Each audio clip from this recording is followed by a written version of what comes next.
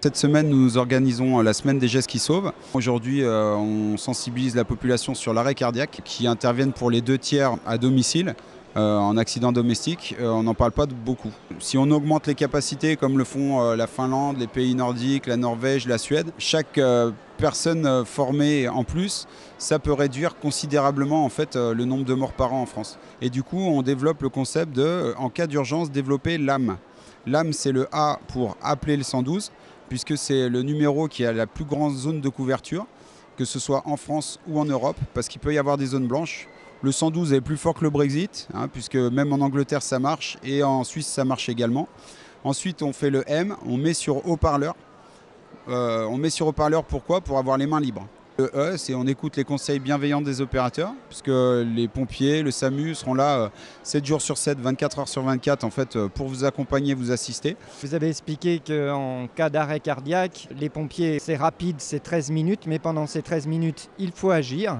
Avant, on disait qu'il ne fallait pas masser parce que, donc ça c'est il y a 30-40 ans, qu'en fait il fallait laisser faire les professionnels et que mal faire un geste, ça pouvait tuer quelqu'un. Aujourd'hui, on change de paradigme et c'est complètement l'inverse qu'on demande. Si vous savez masser, si vous ne savez pas masser, c'est pas grave. Appelez le 112, on vous dira comment masser et vous faites les gestes.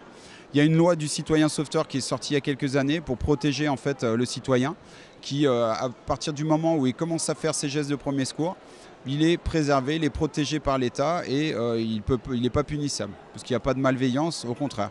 Même s'il peut faire mal les gestes. La personne, quand elle est en arrêt cardiaque, si on ne fait rien, c'est ça qui tue.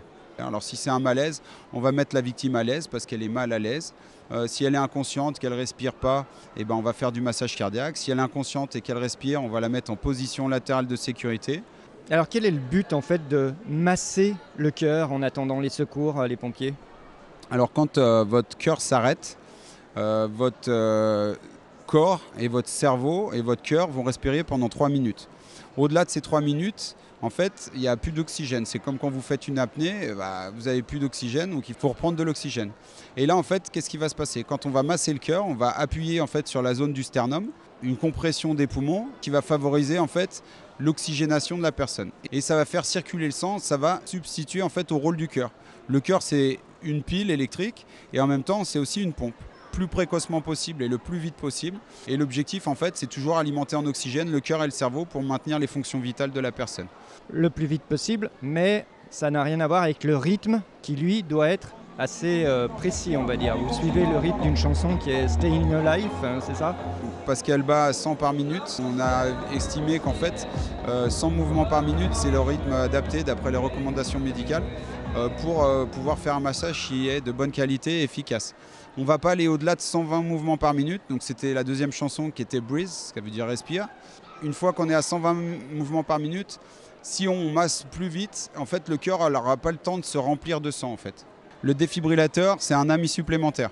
C'est comme une option sur une voiture. C'est pas ça qui va faire avancer la voiture, mais par contre, ça peut être très confortable.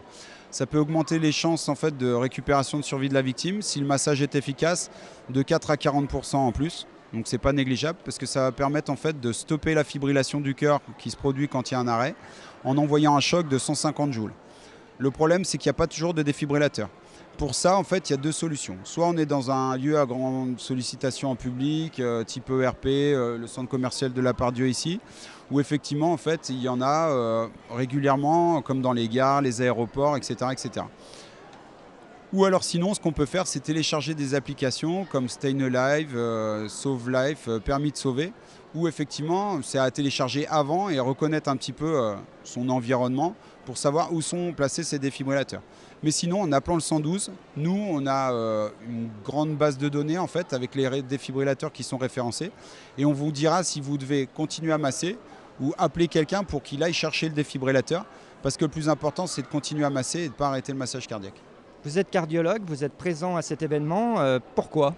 Je suis cardiologue, oui, et je continue à mon activité de cardiologue dans la prévention, dans la réadaptation, et puis pour former une grande partie de la population aux gestes qui sauvent, parce qu'il y a encore beaucoup d'arrêts cardiaques en France, que la survie après un arrêt cardiaque est à 8%, et que si tous nos citoyens étaient formés au massage cardiaque, la survie pourrait être de 20%. Donc ça vaut vraiment la peine d'apprendre le massage cardiaque.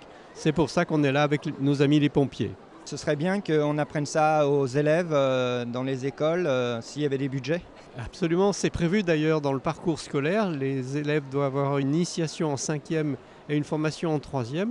Le problème, c'est que quand on parle avec les chefs d'établissement, c'est qu'ils nous disent qu'ils n'ont pas le budget. Donc, dans ce cas-là, ils peuvent appeler la Fédération française de cardiologie et dans les établissements scolaires, on intervient de façon bénévole. Appel au peuple.